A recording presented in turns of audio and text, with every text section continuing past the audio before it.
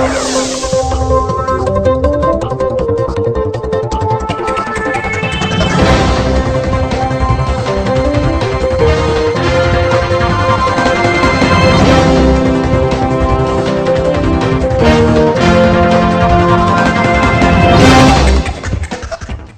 todos bienvenidos a la Cátedra UNESCO 2013, un espacio dedicado a la reflexión sobre los aportes del pensamiento iberoamericano, las políticas de comunicación y los retos actuales de la investigación en comunicación. En este momento daremos inicio al seminario Medios, Políticas y Modelos de Negocios a cargo del profesor Guillermo Mastrini. Bienvenidos. La idea de hoy es trabajar o pensar o reflexionar sobre los cambios que está teniendo básicamente a partir de la digitalización, ¿no? Es decir, se produce con la digitalización una ruptura de un modelo de negocios. Entonces la charla, la conferencia se va a dividir como en dos partes. Una primera, espero que más breve, después siempre me pongo a hablar y me distraigo, espero que más breve, que va a tratar de reconstruir el modelo tradicional de negocios de las industrias culturales para luego ver en qué medida, cómo y cuáles son los desafíos que se generan a partir de la digitalización. Si tuviera que poner un título, diría que si las industrias culturales siempre tuvieron una dosis de incertidumbre muy alta,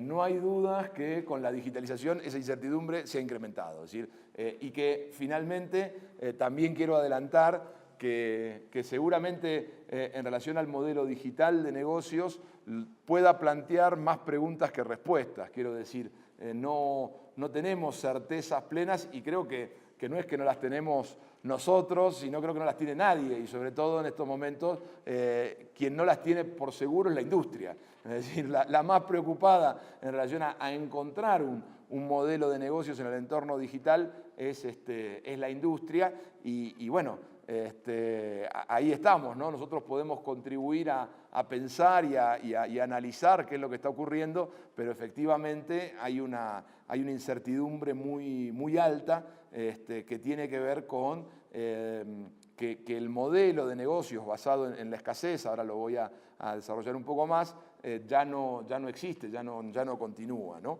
Entonces, primero, una cuestión que me resulta interesante reflexionar es el problema de la economía como campo de estudios, ¿no? O sea, en general es un tema al que en el campo de la comunicación se le ha prestado muy poca atención, ¿no? Es decir, la mayoría de los trabajos y de los estudios en comunicación se han focalizado históricamente, para decirlo de una manera muy rápida, en problemas políticos, ideológicos, problemas vinculados con el poder y cómo los medios participaban de la constitución o no de relaciones de poder. Y y dejaban de lado el problema de lo económico, ¿no? Es decir, y esto es significativo porque desde mi punto de vista la cuestión económica necesita ser entendida. Necesitamos entender las dinámicas económicas que existen en las industrias culturales, que son específicas, es decir, hay una especificidad de la producción cultural que es necesario que sea comprendido, ¿no? Entonces, en el campo de la comunicación, y probablemente, esto es una explicación que yo tengo, pero digamos, habría que trabajarla más, probablemente el origen de esto es que en el surgimiento, por ejemplo, ayer hablábamos un poco de la idea de libertad de expresión en la prensa, es decir, en esa prensa que surge en el siglo XVII, XVIII, XIX, no industrializada todavía, la función principal de la prensa sin duda era la divulgación de ideas, participar en el debate público, y lo económico estaba subordinado, es decir, había una economía de esos periódicos, pero lo económico estaba subordinado a la producción de mensajes simbólicos. Entonces, digamos, siempre se estudió más la prensa desde esa perspectiva que desde la perspectiva económica. Y desde mi punto de vista esto era razonable siempre y cuando la lógica productiva no se alterara. Y un poco lo que voy a sostener es que en el siglo XX, de alguna manera ayer también lo dejamos trascender en nuestra charla, ¿qué pasa en el siglo XX? Se altera la lógica y lo económico pasa a ser el vector organizador de la producción cultural, por lo menos de la producción cultural industrializada, no de toda la producción cultural. Ahora voy a referirme a eso. Entonces, para el campo de la comunicación, desde mi punto de vista, a la economía se le dio poca importancia. Y también hay que decirlo, desde el campo de la economía se le dio muy... Hay poquísimos trabajos en el campo de la economía que hayan estudiado el funcionamiento económico de las industrias culturales. En este caso, tiene más lógica porque en realidad durante muchos años las industrias culturales fueron económicamente poco importantes. También hay que decirlo. Quiero decir, los economistas, ¿qué estudian? Estudian lo que es más importante y la comunicación no era algo importante en términos económicos. Entonces, ahora, ¿qué ocurre? En los últimos 20 años sí encontramos una importante corriente de economistas que se empiezan a preocupar ¿por qué? Porque casualmente es cuando la comunicación irrumpe con fuerza. Por ejemplo, esto que ya hay varios trabajos que dan cuenta, cómo participan las industrias culturales en el PBI de un país, ¿no? Es decir, esto de que las industrias culturales, ustedes saben que estos cálculos son muy genéricos y todavía tenemos muchos problemas de segmentación del campo cultural, pero se dice que están contribuyendo, dependiendo de los países, entre un 2,5 y un 5% del PBI, lo cual es muchísimo. Entonces, claro, en tanto se transforman en un sector económico importante, los economistas ya le prestan más atención, pero ¿qué ocurre? En general no tienen teoría de base para esto. Como nunca lo habían estudiado, tienen que empezar a decir, bueno, ¿qué pasa aquí? Y en eso, en algunos casos, en el campo de la comunicación, hay alguna cuestión, ¿no? Entonces, un concepto clave para abordar lo que yo quiero analizar hoy es el concepto de industria cultural, ¿no? El concepto de industria cultural, que no me voy a extender mucho porque ya todos lo conocemos, fue desarrollado por la Escuela de Frankfurt en la década del 40. Y este concepto, si nos detenemos en Frankfurt, tiene una cuestión muy interesante, pero también presenta un problema bastante significativo. ¿Cuál es el concepto interesante? Por primera vez alguien indica, y esto es lo más difícil, porque digamos, hoy decir que hay industrias culturales no tiene ningún valor, porque ya hace años que venimos hablando de... Pero cuando nadie había dicho que lo que se llamaba, en términos clásicos del marxismo, la superestructura, se industrializaba, eran los primeros que van a observar un fenómeno que era creciente, que se estaba dando, pero que nadie lo había teorizado. Entonces, Frankfurt lo plantea desde, bueno, la superestructura se está industrializando. La producción cultural no solo participa del proceso de reproducción ideológica, sino que también participa del proceso de reproducción del capital, que es el cambio más trascendental que se da con la industrialización de la cultura, ¿no? ¿Cómo participa la cultura del proceso de reproducción del capital? Ahora bien, ¿cuál es el problema en Frankfurt? En realidad, dos, ¿no? A ellos no les interesa la economía, les interesa les interesa el arte como su potencial liberador, les interesan otros problemas. Y todo su análisis de la industria cultural va a ser muy peyorativo. Entonces tienen una idea de ver algo que está pasando primero, pero no lo pueden problematizar. Y en segundo lugar, y todavía desde mi punto de vista más complejo o más... menos útil, podríamos decirlo así, para el desarrollo de una economía de la comunicación, es el hecho que para Frankfurt, justamente, el adosar el concepto de industria al concepto de cultura era eliminar lo específico de la cultura. Quiero decir, hablar de industrias culturales quería decir que la cultura se parecía a cualquier otra industria. Lo que vamos a sostener nosotros, quienes, bueno, un montón de gente que después vino, ¿qué es? Partiendo, yo tomo mucho aquí un autor inglés que se llama Nicholas Garham, ¿qué es? Efectivamente, la producción cultural se industrializa. Ahora, lo hace de una manera parcial y específica. No se parece en muchas cosas al resto de la producción industrial. Es decir, adquiere una dinámica industrial, pero de la manera específica que por las particularidades, y que ahora me voy a detener muy brevemente en eso, que tiene la producción cultural. Es decir, Yo le doy mucho valor a los dos conceptos. Industrialización, lógica de rentabilidad y producción en serie, pero cultura. No se puede industrializar igual que otra. Para decirlo más crudamente, no es lo mismo fabricar autos que fabricar libros, programas de televisión o lo que sea. La cultura tiene una especificidad y una, digamos, dificultad. Es decir, podríamos decir incluso que la mayoría de las reglas propias de la industria en muchos casos no se cumplen para la cultura. Les voy a poner un ejemplo rápido, después lo retomo. Fíjense una cuestión. En la industria cultural es casi imposible fijar precios, al punto que los precios no tienen ningún vínculo con el proceso productivo. Lo detallo más. Ustedes irán al cine con cierta habitualidad. ¿Cómo se establecen los precios en la industria? Hay alguna relación entre costo de producción y precio, ¿no? O sea, puede ser variable, puede haber algunas distorsiones, pero básicamente la principal relación con el precio se deriva del costo de producción. De más está decir que ustedes pagan la misma entrada de cine por cualquier película, independientemente de su costo de producción. Quiero decir, estas son las particularidades de la cultura que tienen que ver con que el sistema productivo es tan complejo que no se puede trasladar el sistema de precios que se traslada de otros lugares. Peor aún, podría agregar, fíjense lo que pasa, esto ya es más complejo, pero en muchas industrias culturales no existe la relación capitalista básica, que es el salario, sino que se mantiene un régimen de retribución diferenciado como el régimen de derecho de autor. También, la no asalarización del trabajo creativo tiene que ver con que es un trabajo tan particular que no se rige por las mismas lógicas del resto de los trabajos. Pero esto es lo que Frankfurt no estudió. Frankfurt dijo, industria cultural, listo, es igual a todo. No, nosotros decimos, no, industria cultural es muy distinta a todas. Este es un poco el eje de lo que me parece que... ¿Y cuál es la tarea que me parece que podemos aportar desde la comunicación?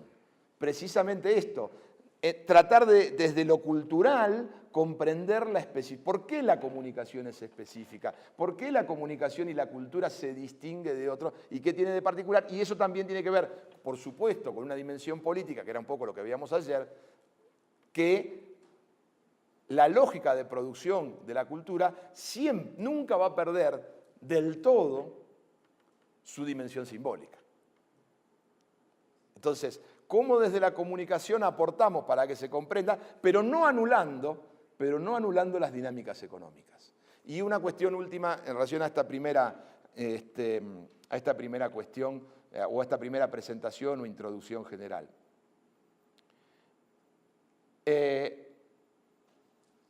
Las dinámicas económicas son importantes, hay que estudiarlas, pero no hay que caer en un error que muchas veces cayó quienes trabajaron y quienes fundaron la economía de la comunicación, que es en la lógica determinista, determinismo económico, ¿no? Ustedes saben que uno de los problemas, hay una digresión, pero que tiene que ver, en general, quienes más estudiaron este problema de lo económico en la comunicación, ¿quiénes fueron? Los marxistas, pero por una cuestión lógica. El marxismo tenía como base la idea del fundamento económico. Pero ¿cuál fue el error que cayeron? El marxismo, hay una fase, ustedes saben que Marx escribió poco sobre cultura y comunicación. Por otra parte, no había medios, o sea, la prensa, pero en la prensa en su función precapitalista, no en su función capitalista en la época de Marx. No había industria cultural en la época de Marx. Entonces, una de las dificultades que encontraron estas personas fue que en realidad tenían que interpretar qué hubiera dicho Marx sobre el tema, pero Marx no dijo nada sobre este tema. Y entonces, muchos se anclaron en una frase que aparece en la ideología alemana, en uno de sus primeros textos, la ideología alemana, un clásico, ¿no?, de Marx y Engels, que dice, la clase que controla los medios de producción material controla los medios de producción intelectual. Y de ahí se deriva que, el que tiene los medios de producción controla las ideas de una época. Eso es una lectura determinista, simple, no hay contradicción, no hay, o sea, no, este fue un grave problema que hizo que muchos reaccionaran contra esa lectura y entonces rechazaran lo económico. Quiero decir, uno de los problemas que enfrentó la economía de la comunicación y la cultura fue que como todas las primeras lecturas fueron muy deterministas, se igualó algo que nosotros cuestionamos. economía de la cultura es igual a pensamiento determinista, no necesariamente. Y entonces yo digo que la economía de la comunicación y la cultura es una puerta de entrada, o incluso una ventana, según por donde quieran entrar ustedes, también se puede entrar por las ventanas, una ventana de entrada al problema de la comunicación. Cuando digo una ventana o una puerta de entrada, quiero decir, es un tema que necesariamente debe ser considerado, pero no explica el proceso comunicativo, no lo explica en su totalidad, explica una parte del proceso comunicativo, que es la dinámica económica, que está siempre presente, pero solo explica esa parte. Y no entender que de ahí se derivan los procesos de significación, como es cierto que muchos hicieron en determinado momento, y eso le generó a la economía de la comunicación y la cultura como un rechazo muy plano, ¿no? Esto, por ejemplo, en América Latina se expresó en unas lecturas muy típicas de la década del 70, si ustedes han estudiado un poco la historia de la teoría de la comunicación en América Latina, ¿no? En gran medida influenciada por la teoría de la dependencia, el imperialismo cultural, atrás de eso venía toda la lectura de las clases dominantes, controlan los medios y controlan el pensamiento de una época. Bueno, esto es mucho más complejo. Yo creo que hoy no es necesario ni siquiera aclararlo. Lo único que digo es que si bien es cierto que existió ese determinismo, no es necesariamente la única manera de hacer comunicación y cultura. Economía de la comunicación y cultura, el determinismo. Esto es lo que quiero decir. Digamos, algunos rechazamos el determinismo como explicación única y a priorística de la cultura de masas. No es la única manera de explicar desde la economía, la cultura de masas, la relación determinista. Por eso que tratamos de hacer una cuestión un poco más compleja, entender entonces sí la especificidad, lo específico, los rasgos distintivos, pero sin caer en determinismo, ¿no? Que para mí esto es fundamental. Entonces, decía, desde Frankfurt, ¿qué se ve? La superestructura se industrializa, es decir, básicamente el proceso de producción cultural ya no es ajeno al proceso de reproducción económica. La particularidad y la mayor riqueza que tiene la comunicación y la cultura, las industrias culturales en general, ¿cuál es? Que hacen las dos cosas al mismo tiempo. Reproducen el capital por un lado, o sea, participan activamente y cada vez más, por esto del que se les mencionaba, por ejemplo, del PBI, de la economía, pero al mismo tiempo participan fundamentalmente de la distribución de las ideas de una época. Distribución, no determinación. Pero lo que no se puede dejar de pensar, especialmente en el siglo XX, es que están organizados por una lógica económica. Y acá una primera cuestión que es fundamental aclarar y separar. Desde mi perspectiva, la mayor parte de la producción cultural sigue estando por fuera de la industria cultural. Quiero decir, de toda la producción cultural que genera la humanidad en estos momentos, que es inmensa, solo una muy pequeña parte, pero una pequeña parte, es absorbida por la industria cultural. Entonces ustedes me podrían preguntar, y tendrían toda la razón del mundo, decir, ¿y por qué estudiar las industrias culturales? Y mi respuesta sería, porque la mayor parte del consumo está vehiculizado por las industrias culturales. Entonces, fíjense la particularidad que tenemos. Absorbe una pequeña parte de la producción, pero controla la mayor parte del consumo. Esto sí nos marca una cuestión que para mí es fundamental, que es que la industria cultural finalmente ha logrado algo. Ha logrado dos cosas muy significativas. La primera es masificar el consumo. Recuerden que en la etapa anterior de la industria cultural, el consumo cultural era muy limitado y prácticamente vinculado a las élites. La industria cultural genera la cultura de masas. En la lógica de buscar mercado, lo hace por una lógica de rentabilidad. Para que sea rentable tengo que tener mercados muy grandes y esa es el vector de rentabilidad. Pero además, en ese proceso de búsqueda de rentabilidad y de expansión del mercado, la industria cultural va a generar el control va a pasar a controlar ¿qué? La conexión entre productores y consumidores, que es clave esto. Es decir, la función clave es, incluso uno puede pensar, y por supuesto que esto podría hacerse análisis más finos, pero en términos generales, que aquellos productores culturales, no todos, pero la gran mayoría que no están en la industria cultural aspiran a estarlo.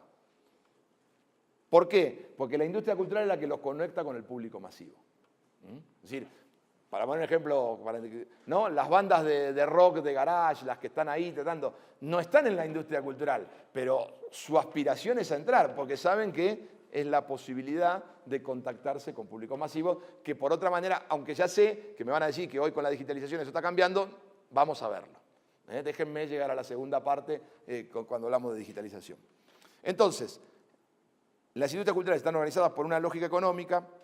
Su modelo industrial, y esto es una cuestión interesante, fíjense que, aunque como decían Adorno y Horkheimer lo empiezan a trabajar en uno puede decir que la producción cultural, esto es una frase un poco arriesgada, pero que yo estoy convencido que es así, que el modelo de producción cultural alcanza plena madurez capitalista. Cuando digo plena madurez capitalista me refiero a que es un modelo consolidado de producción en el cual todos los que quieren participar de dicho modelo más o menos lo responden, no siguen a ese modelo, y en el conjunto de las industrias culturales recién en 1950.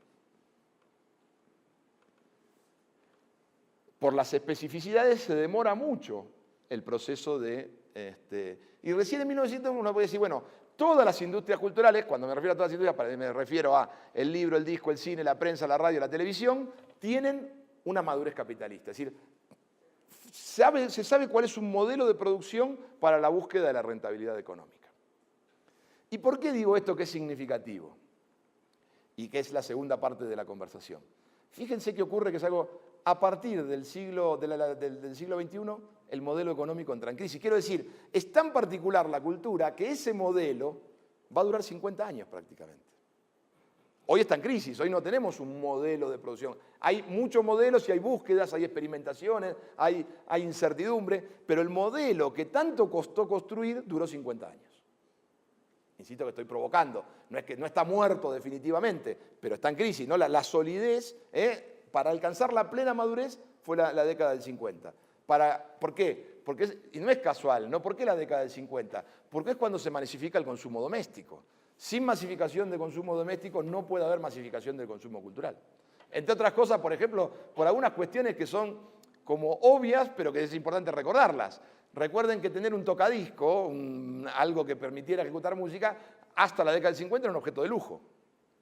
La radio mismo, hasta la década del 30, era un objeto que pocas familias se podían permitir. Quiero decir, tenía que haber un aumento del consumo masivo hogareño para que la industria cultural pudiera tener una lógica. Tal vez la excepción a esto es el cine, en parte, que adquiere una madurez ya en las primeras décadas del siglo XX. Ahora bien, ¿cuáles son los rasgos de la industria cultural general? Básicamente, voy a ser rápido en esto, y incluso si tiene alguna duda, alguna cosa me puede interrumpir, no hay problema. La característica para mí más importante es, y que es la que da diferencia de otras industrias culturales, es que el valor de uso es absolutamente un valor simbólico. Y si es simbólico, es absolutamente subjetivo, individual. El valor de uso, no el valor de cambio, es otra cosa, pero el valor de uso, es decir, ¿por qué consumimos productos culturales? ¿Qué nos lleva a comprar un libro y no otro? ¿Qué nos lleva a elegir una película y no otra? Fíjense una cuestión, incluso son lo que algunos economistas llaman bienes de experiencia. Son bienes que no puedo conocer previamente, necesito experimentarlos. Esto es muy significativo, ¿por qué? Porque es muy difícil de predecir cuál va a ser el comportamiento del mercado. Depende de esa relación única e irrepetible, de esa experiencia única e irrepetible. Es decir, en ese sentido, todavía el consumo cultural conserva el viejo aura del que hablaba Benjamin en su momento. No desaparece. Por supuesto que no es el mismo tipo de aura, el aura de la obra única e irrepetible, de la obra serializada. Pero hay una experiencia única e irrepetible que depende de cada uno. El valor de uso de la obra cultural es eminentemente simbólico.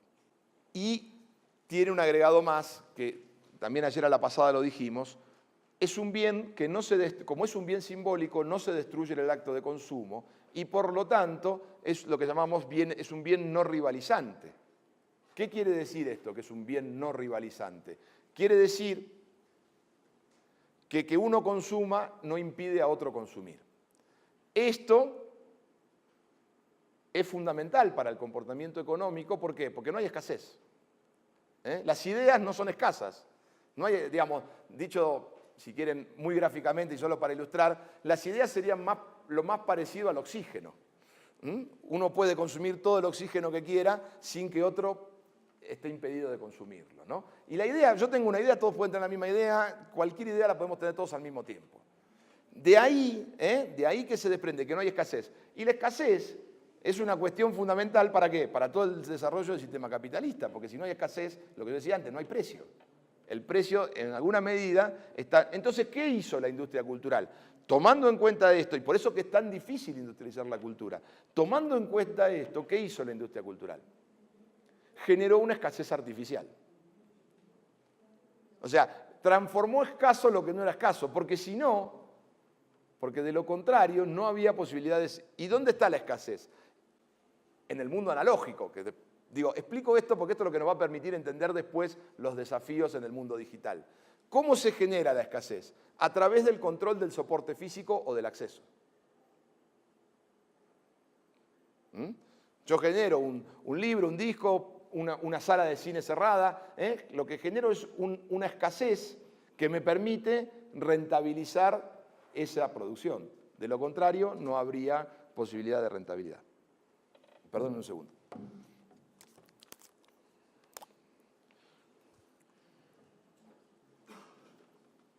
Ahora, hay dos cuestiones más, hay algunas cuestiones más que quiero destacar también muy rápidamente. ¿Qué es interesante? Hay un trabajo contenido en la industria cultural que también es diferente de cualquier otro tipo de trabajo, que es lo que Ramón Sallo llama el trabajo creativo. Que es un trabajo distinto, ¿por qué? Porque justamente la particularidad que tiene el trabajar con las ideas es que se lleva muy mal con algo que es básico para el proceso de industrialización, que es la normativización del trabajo, es decir, que todos los trabajadores produzcan más o menos lo mismo en el mismo tiempo, ¿no? Esa es una cuestión básica en las relaciones capitalistas de producción. ¿Por qué se paga salario? Porque lo digo también muy gráficamente, porque un obrero produzca 30 tuercas iguales en una hora, ¿no? Y si no produce 30 tuercas en una hora, si esa es la media de productividad, lo cambio por otro obrero que produzca 30 tuercas, si esa es la productividad. Se están dando cuenta que este modelo de productividad es imposible de ser trasladado cuando incorporamos la dimensión de trabajo creativo. ¿No? Es imposible. Imagínense que yo les pidiera, grafico, insisto, estoy usando ejemplos solo para... Imagínense que les pidiera que me escribieran un libro por semana, ¿no? Que sería una lógica de productividad media. Que incluso, fíjense, llegados el caso hasta lo podrían escribir, pero ¿qué ocurre? La calidad sería totalmente diferente, no hay estándar de calidad. Y ojo que con calidad no me refiero a que el libro sea brillante digamos, que tenga las mejores ideas o las peores, eso no me importa. En términos económicos, la calidad es lo que se vincula con el mercado. Es lo que alcanza el mercado. Entonces, es muy difícil normativizar el trabajo creativo. O sea que el trabajo creativo, que es básico en la industria cultural, sigue teniendo un carácter único de prototipo, de generación de un bien único y diferenciado del resto. La otra cuestión que hay que marcar para las industrias culturales, ¿qué es? Que son muy propensas a las economías de escala, altos costos fijos, los costos de producción de la primera copia son altísimos, los costos de reproducción son bajísimos. ¿Esto qué lleva? A que la clave de rentabilidad del sector industrial, ¿en dónde esté? En la escala, es decir, ¿cuándo un producto cultural es rentable? Cuando vende muchas copias de lo mismo. Pero para eso, ¿qué hace falta? Que el mercado sea oligopólico, porque si hay mucha oferta, se disemina. ¿Se entiende lo que quiero decir? Hay que reducir la oferta en alguna medida o controlarla para poder lograr esa economía de escala. Y por eso, de esta cuestión económica particular también de las industrias culturales, se deriva la concentración, que era lo que veíamos ayer, ¿no? Es decir, la concentración de la industria cultural no es una maldad de los dueños de los diarios. No, es una lógica económica, se desprende directamente. Después los dueños serán buenos o malos como todo el mundo, digamos. Hay dueños buenos, hay dueños malos, pero no es que intrínsecamente haya... No, la dinámica económica lo lleva a que para producir un bien que sea rentable en materia cultural hay que tener una escala, y si la escala es pequeña, ese bien no es rentable. Entonces, acá es donde decimos que las lógicas industriales se incorporan en el proceso productivo y ya no pueden ser eliminadas. Pero con esta particularidad, ¿no? Con esta particularidad que la escala... ¿Cuál es lo más eficiente cuando se lo vendo a todo el mundo el mismo producto? Porque mi costo de producción no varía. Mi costo es fijo y mis ingresos varían según cuánto aumento la producción. Últimas dos características. Necesidad de renovación constante. Fíjense, lo que nosotros consumimos culturalmente no necesitamos volver a consumirlo. Alguno de ustedes habrá ido a ver 2 veces la misma película al cine, pero la industria del cine no funciona vendiendo la entrada de la misma película 2 veces. ¿No? Tiene que ofertar constantemente y tiene que renovar la oferta constantemente. Y finalmente, tercera característica, aleatoriedad de la demanda. Es absolutamente impredecible saber cuál es el producto cultural que va a tener éxito en el mercado y cuál no. Digo, ¿qué es lo interesante de la industria cultural? No es el conjunto de estas características. Uno cuando lo piensa no tiene que pensar aisladamente, porque aisladamente puede ser que en alguna otra industria encuentre una de estas características. Lo que es muy difícil es encontrar todas juntas. Y eso es lo que, insisto, le da el carácter particular, ¿no? La incertidumbre de la demanda es absoluta. Yo siempre ejemplifico con esto. Fíjense una cuestión. Si hay una industria de cine exitosa, es Hollywood, ¿no? La industria de Hollywood es la más exitosa. Los grandes estudios de Hollywood producen aproximadamente, esto puede variar un poquito, pero aproximadamente producen 8 tanques al año. Los tanques son las megaproducciones, ¿no? Producciones que cuestan, costo de producción muy alto, decía, $200 millones. 150, 250 millones, entre 150 y 200 millones de dólares. De esas 8 que producen al año, 4 dan pérdida. 4 dan pérdida. Y Hollywood más o menos es... A ver, después puede ser que un año 6 den pérdida y otro año 2 den pérdida. Pero digamos, la lógica con la que trabajan es que 4 van a dar pérdida. Cuando digo van a dar pérdida, no es que no vendieron nada, pero tal vez vendieron por 180 millones. Si costó 200, dio 20 millones de dólares de pérdida. Quiero decir, ahora, ¿qué ocurre? La que da ganancia, da una ganancia tan extraordinaria que compensa las pérdidas. Pero lo pongo este ejemplo, ¿por qué? Porque imagínense que en Hollywood nadie sabe hacer mejor marketing de cine que Hollywood. Y en los que mejor hacen y en los que más invierten, la mitad da pérdida. Imagínense los que peor lo hacen, ¿no? O sea, yo el otro día contaba acá en una reunión con gente del Ministerio de Cultura, es decir, en Argentina, por ejemplo, se producen 110 o entre 110 y 120 películas por año. Si nosotros hacemos un análisis de rentabilidad, ¿saben cuántas películas son rentables al año? 3. No, se dan cuenta que algo falla acá, pero falla, no es porque falla porque sean malos empresarios, no, falla porque la dinámica económica es tan particular que por eso que, por ejemplo, no se puede entender el cine, salvo en Estados Unidos, sin el apoyo del Estado. ¿Por qué hay 110 películas en Argentina? Porque las paga el Estado. Si la tuviera que pagar el mercado, no habría 110 películas.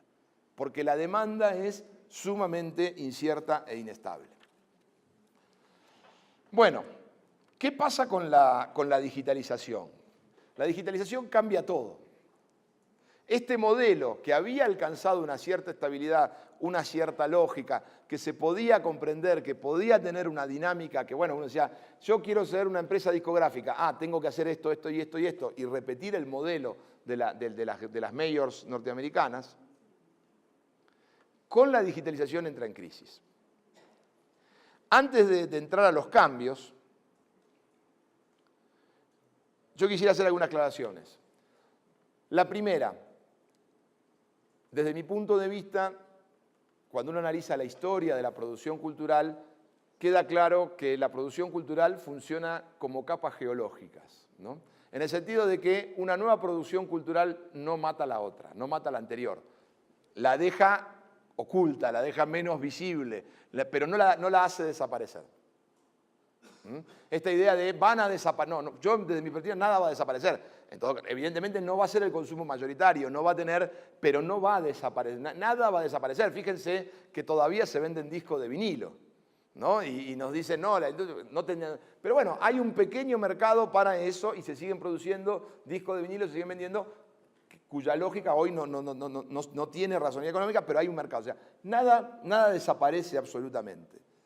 La segunda cuestión, para analizar la digitalización, que me parece importante, es no caer en determinismo tecnológico. ¿Qué quiero decir? No es que lo que va a pasar es porque la tecnología es así. La tecnología es el resultado de un proceso social de búsqueda y que es acompañado por un modelo social de desarrollo y por un modelo económico. Es decir, nada fue inventado de casualidad, ¿no? Yo siempre digo, esas cosas que dicen, vieron que a veces nos explican que Newton descubrió la gravedad porque le cayó una manzana, ¿no? Y eso para mí no es determinismo tecnológico, pero sería la misma lógica del determinismo tecnológico. Newton descubrió la gravedad porque era necesario explicar la gravedad en ese momento. Porque manzanas en la cabeza le había caído a mucha gente antes, y seguramente alguno más inteligente que Newton. Pero no había necesidad de explicar la gravedad. Entonces, explicarlo desde el determinismo tecnológico para mí es la peor explicación. Lo que hay es una necesidad social, una necesidad económica y también, por supuesto, un avance tecnológico. Ahora, ¿cuál es la cuestión clave? Que ya de hecho lo había dicho. No hay más escasez. La escasez artificial que había logrado crear la industria cultural a través del control del soporte físico, de más está decirle a ustedes, que seguramente lo ejercitan diariamente, que hoy los bienes culturales están disponibles. Están disponibles las películas, los discos, los programas de televisión, ¿no? Ya no necesito, o no lo necesito como antes, ya vamos a ver eso, no lo necesito como antes al intermediario. No necesito, es más, potencialmente se podría dar una conexión directa productor-distribuidor. A nivel mundial, a mí hay un concepto ahí de un trabajo relativamente reciente de Manuel Castells que me gusta mucho. Manuel Castells habla de autocomunicación de masas. Y es un concepto interesante, ¿no? Porque, ¿qué dice Castells? Potencialmente toda comunicación hoy es comunicación de masas. Pero en la realidad, cuando uno analiza, la mayor parte de esos procesos comunicativos y de creación cultural son autocomunicativos, o sea, se comunica casi con el ámbito de lo privado, no llegan a trascender a las masas. La potencialidad está, ¿no? Yo pongo algo en Facebook, ¿cuál es mi audiencia potencial? Lo subo a un blog, el mundo entero. Ahora, ¿qué audiencia real tengo? Muy poca. Es decir, por esto digo que el tema de los intermediarios todavía sigue siendo importante. Y después sobre esto voy a volver. Potencialmente se eliminan las formas de intermediación, pero en la práctica no, y esto tiene que ver con una cuestión que vamos a revisar más adelante. Y la última cuestión introductoria al tema de la digitalización tiene que ver con ¿y cuál sería el nuevo modelo? Si el modelo viejo no hay, si ya no hay control, bueno, esto es lo que yo les decía que no tenemos más preguntas que respuestas al principio. No podemos decir todavía, y ni siquiera creo que se puede vislumbrar por dónde va a ir el nuevo modelo. En todo caso, podemos pensar que hay modelos híbridos, modelos que van a buscar mantener algo de lo viejo y transformarlo. Vamos a ir viendo un poco según las industrias culturales más adelante, pero está claro que no hay un modelo que la industria tenga definido, ¿no? Y fíjense, ¿cuál ha sido la primera industria? Digo, porque uno también tiene que ver, ¿cuál fue la primera industria afectada crucialmente por la digitalización? La música, sin duda, ¿no? La industria, ustedes lo saben bien, la industria de la música es la primera que su modelo de negocio, empaquetar música y venderla en un disco con 20 canciones, de las cuales nos gustaban 2, modelo tradicional de la música, eso no existe más. No existe más en términos de lo que había permitido. Ahora, está buscando. Hasta ahora, fíjense lo interesante, ¿cuál ha sido el repliegue de la industria de la música? Volver a la ejecución casi podríamos decir precapitalista de la música, que es la ejecución en vivo. Porque ahí se mantiene el control del acceso. Ahí está el control de la escasez.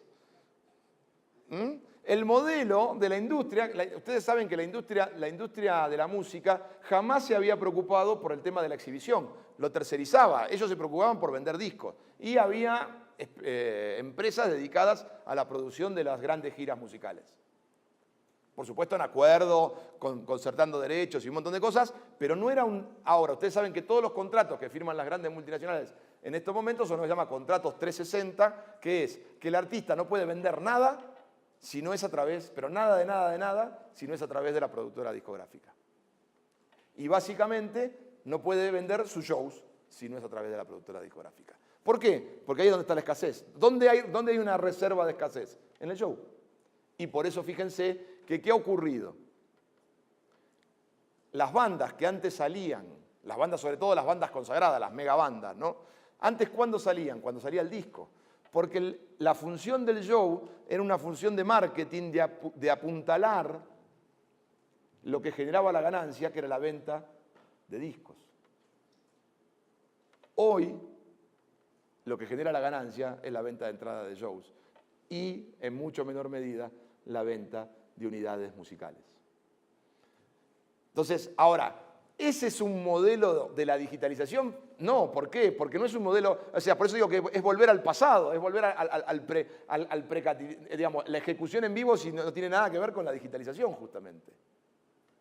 Salvo que hiciéramos shows virtuales. Pero eso ustedes saben que es prácticamente imposible, porque ¿qué se pierde ahí? El hecho único y repetible, ¿no? ¿Por qué están dispuestos ustedes a pagar fortunas por una entrada? Porque valen fortunas, además, ahora las entradas de los grupos. Porque están ahí. Si no estuvieran ahí, no pagaríamos mucho por eso, ¿no? Entonces, esto es una cuestión interesante, ¿no? Que la primera respuesta es una respuesta hacia lo precapitalista y no hacia un entorno de producción digital. Pero no porque no quieran, porque no lo pueden encontrar. Esto es lo que estoy tratando de explicar, ¿no? Entonces, algunos cambios que estamos observando todavía, insisto, muy genéricamente. Evidentemente, hay una cuestión muy significativa. Hay algunas cuestiones que están cambiando mucho desde la perspectiva del creador cultural, ¿no?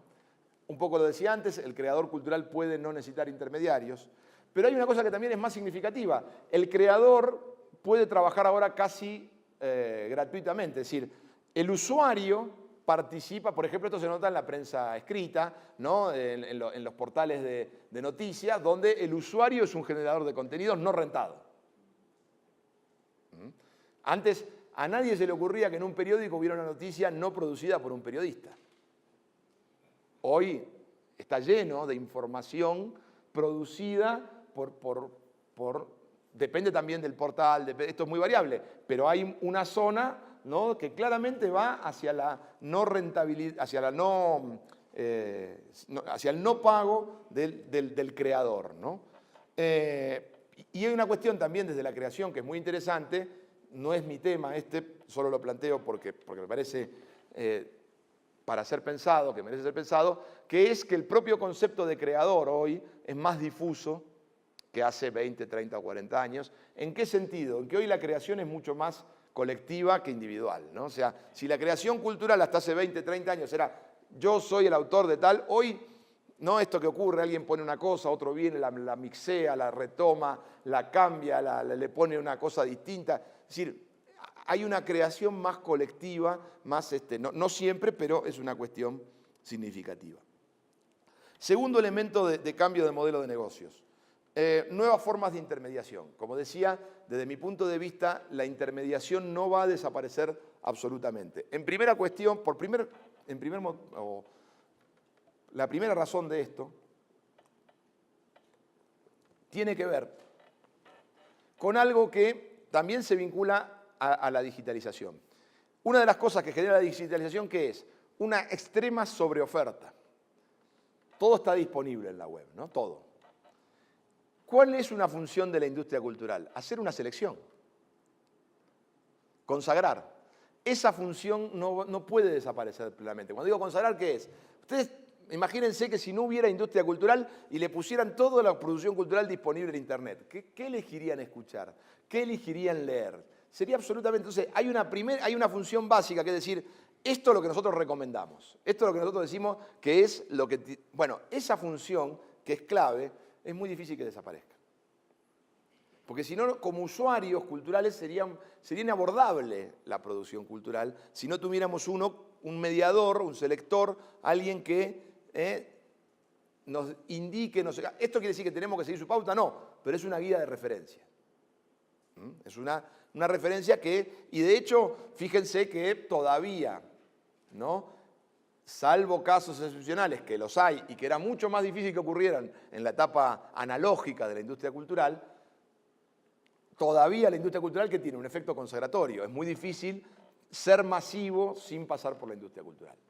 La diferencia más importante es que no es imposible como lo era hace 30 o 40 años. Hoy es muy difícil, pero no imposible. Ahora, ¿cuáles son los nuevos intermediarios? Y aparecen nuevos intermediarios que no existían en la... ¿no? Digamos, estoy pensando en relación a modelos de negocios que no existían, ¿no? Y que es interesante ver estrategias diferentes. Por ejemplo, yo tomo dos casos que me resultan muy significativos, como son Amazon y Apple, ¿no? Digo, porque son empresas, las tomo, ¿por qué? Porque son empresas que leen la digitalización, que están pensando todo el tiempo cómo hago negocios en el entorno digital. Pero su lógica es totalmente distinta. Ustedes saben que Amazon, la lógica es controlar la distribución de libros y música. ¿Y para eso qué hace? Vende el Kindle a precio subsidiado, porque el Kindle, ¿qué particularidad tiene? Que solo se puede comprar en Amazon. O sea, subsidia el hardware para controlar la distribución de los productos culturales. Ese es un modelo de negocio. Otro modelo de negocio totalmente distinto es el de iTunes. Genera una plataforma de software para seguir vendiendo el hardware, ¿no? A ellos no les interesa tanto, digamos, tienen acuerdos, venden música, son un intermediario grandísimo, pero todo eso es para apoyar la venta de hardware. Su modelo de negocios es vender iPod, iPad, lo que sea. No es vender los contenidos, aunque es una función clave vender contenidos para poder vender sus aparatos. Quiero decir, aquí se aprecian dos tendencias de modelo de negocio, pero insisto, me interesan estas empresas porque son las que dicen cómo hacer negocios en el entorno digital, las que más lo han visto. Ahora, fíjense una cuestión que también es significativa de esto. Ninguna de las dos son productoras culturales. O sea, la función tradicional de la industria cultural, ¿qué era? Canalizar la producción. Estos son intermediarios, no están pensando en la producción. Ellos, productores va a haber, de algún lado van a comprar. Van a comprar y vender. Lo cual es interesante, ¿no? Quienes más han avanzado en la lógica de la industria cultural, desde mi punto de vista, son intermediarios. Son nuevas formas de intermediación, pero no productores culturales.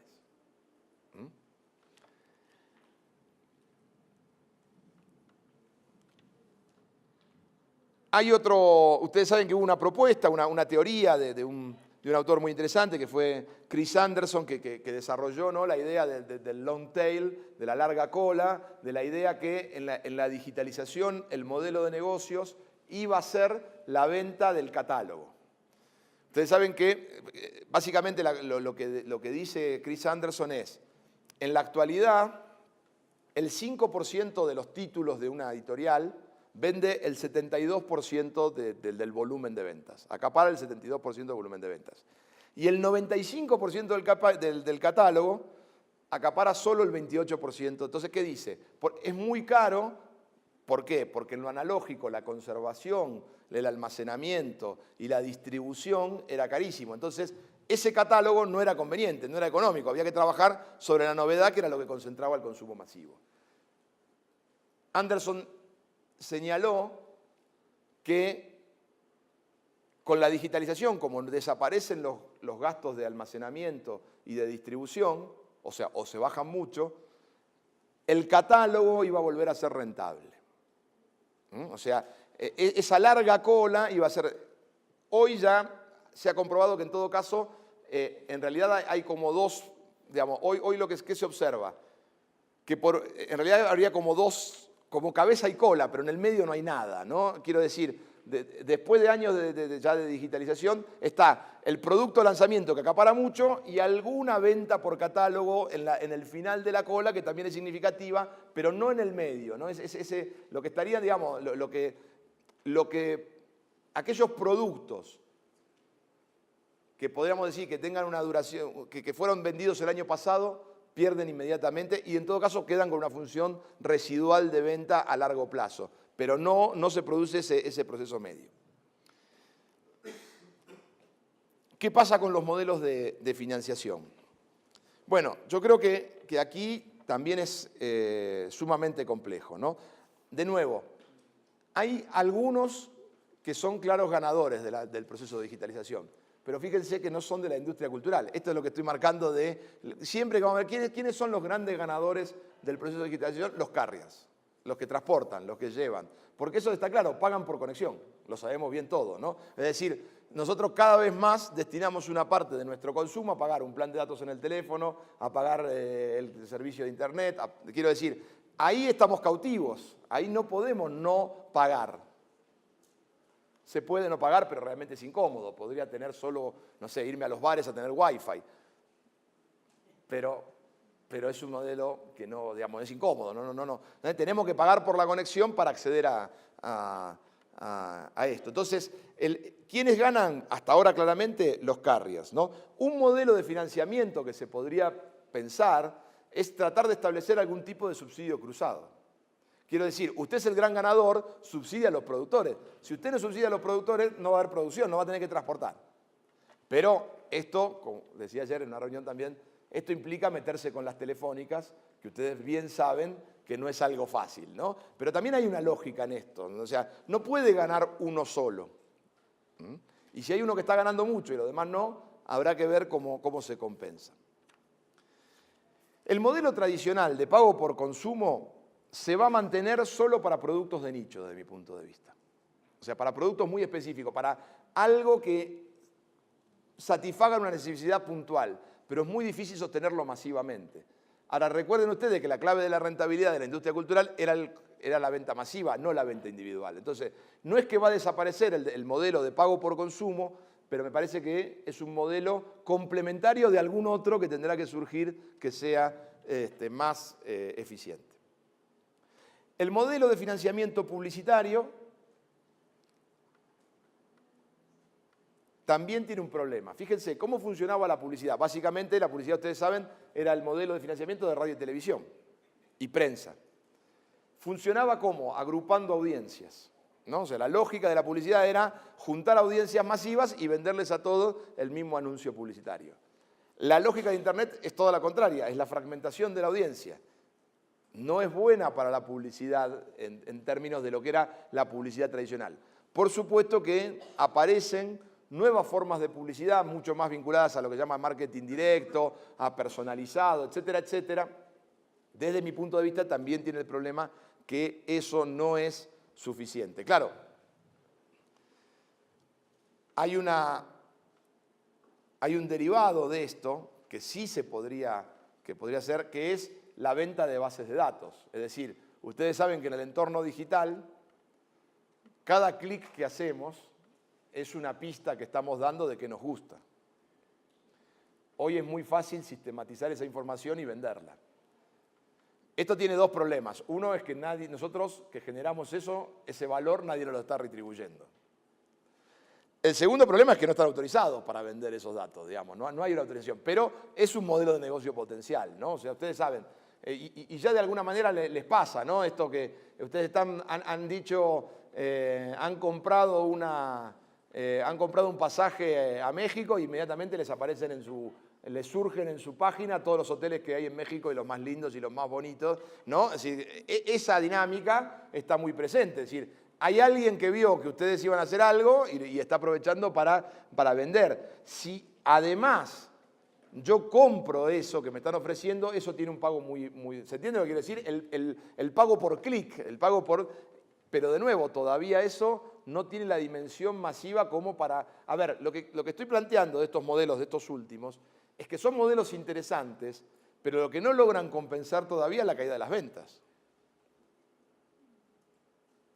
Son experimentos, por ejemplo, a mí me gusta mucho, me hace mucha, por lo menos es una cuestión personal, pero me resulta gracioso el tema de los ringtones, ¿no? Si a nosotros, a cualquiera de nosotros, los que tenemos un poquito más de edad, nos decían hace 30 años que la gente iba a pagar para que el teléfono suene una canción de Luis Miguel, decíamos, no tiene sentido, el teléfono hace ring y atendemos, ¿no? Sin embargo, hoy un montón de gente paga para que... Y es interesante porque es un modelo nuevo, es un modelo generado. Yo tengo un derecho, vendo el derecho a escuchar que el teléfono... Ahora, ¿eso reemplaza la caída de las ventas de discos? No. Este es el problema. Es un modelo interesante, pero no suficiente. El otro elemento que tenemos que considerar, el precio. Y acá viene lo más difícil, ¿no? ¿Por qué? Porque volvemos a lo que hemos señalado desde el principio. Si no hay escasez, no hay precio. ¿Cuánto estamos dispuestos a pagar por algo que otro nos ofrece gratuitamente?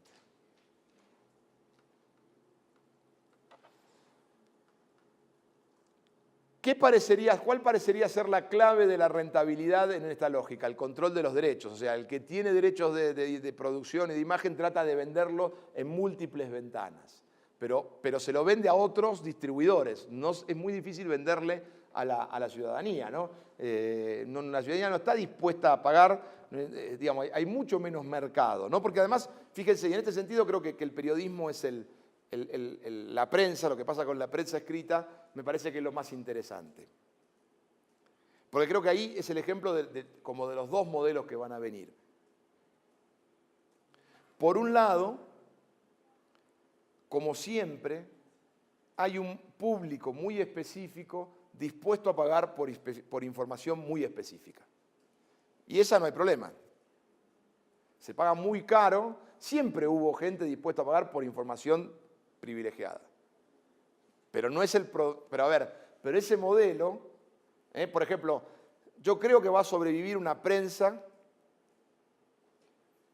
en papel destinada a las élites.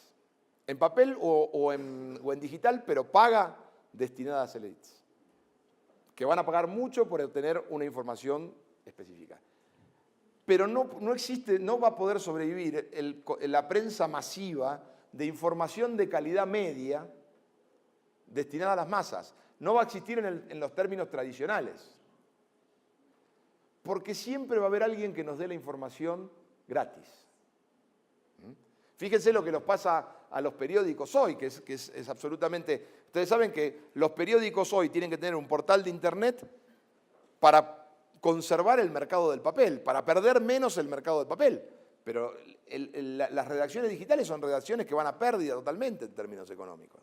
El problema es que si no tengo redacción digital, ¿qué harían ustedes? A ver, seguramente si ustedes leen El Tiempo en papel o fueron lectores habituales del Tiempo, cuando entran a leer noticias, entran a la página del Tiempo. Si no está el Tiempo, irían a otra, porque hay alguien que se las va a dar. Y si esa otra información les gusta, van a terminar leyendo la información en papel o original. Entonces, la función de la prensa digital es una función de mantener mercados cautivos. Fidelización de clientes, podríamos llamar. Pero no hay una lógica de negocio ahí.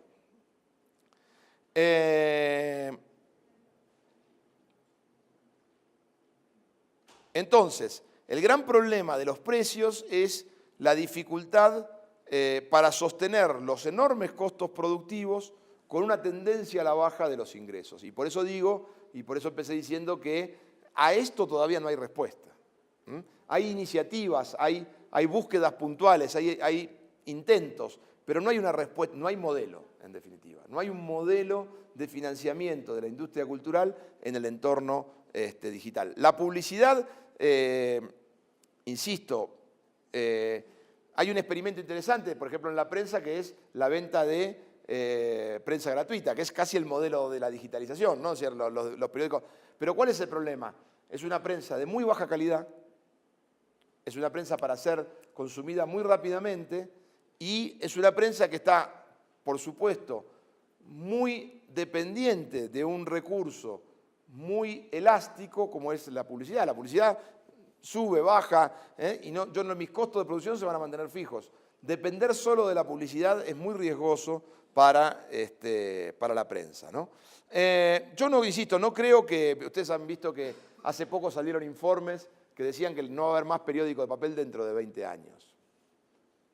Yo no estoy convencido de eso. Ahora, no va a haber, probablemente no haya periódicos masivos de papel dentro de 20 años, ¿no? Eso es mucho más probable, aunque acertar el futuro siempre es difícil, ¿no? Finalmente, el modelo televisivo para radio y televisión, que también quería hablar antes. Históricamente el modelo de la industria cultural era un modelo de lo que llamamos el push model, ¿no? El productor empujaba una producción que la audiencia tenía que recibir, ¿no? O sea, había una programación, uno tomaba de la programación lo que quería, pero el que generaba, hoy se está hablando de que vamos hacia un modelo que se llama pull model, ¿no? Cada uno toma lo que quiere, la programación está disponible y una toma cuando quiere y como quiere. Esto es un cambio significativo.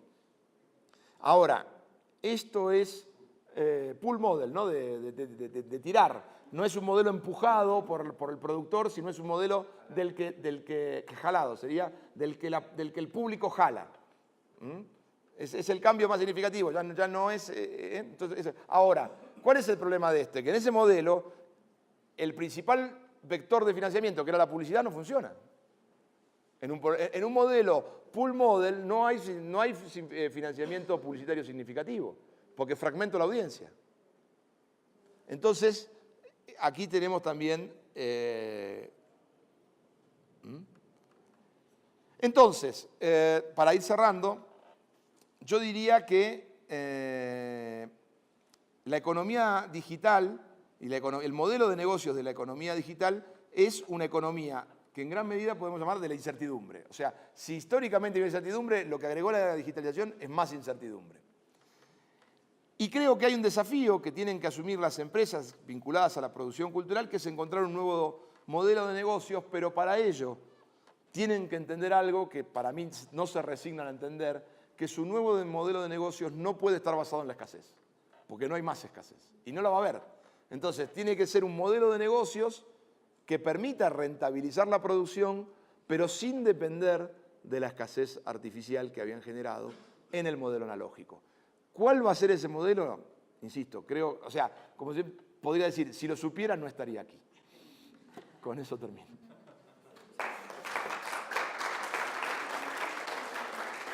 Damos agradecimiento al profesor Guillermo Mastrini por su seminario Medios, Políticas y Modelos de Negocios. Los esperamos en una próxima ocasión.